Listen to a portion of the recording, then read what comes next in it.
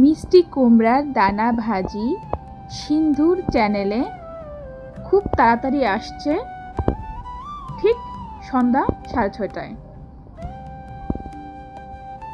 সিন্ধুর রান্নাঘরে তোমাদের সবাইকে স্বাগত জানাই। আশা করি তোমরা সবাই ভালো আছো।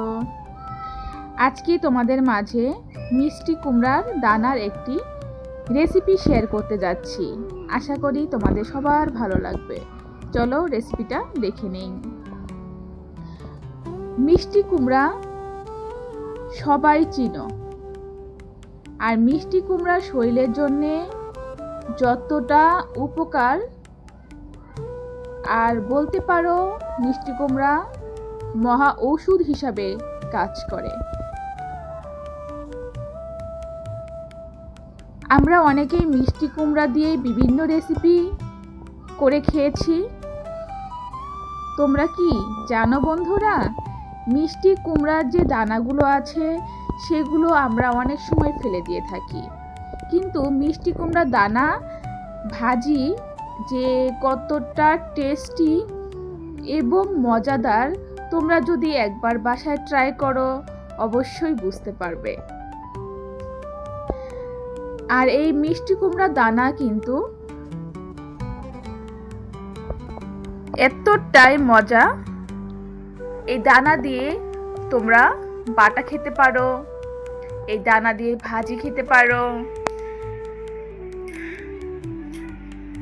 আর এই দানা রোদে শুকিয়ে দীর্ঘদিন সংরক্ষণ করে রাখতে পারো বন্ধুরা।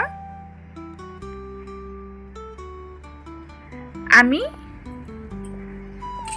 যে দানার ভিতর যে আঁশগুলো আছে সেগুলো পরিষ্কার করে নিচ্ছি,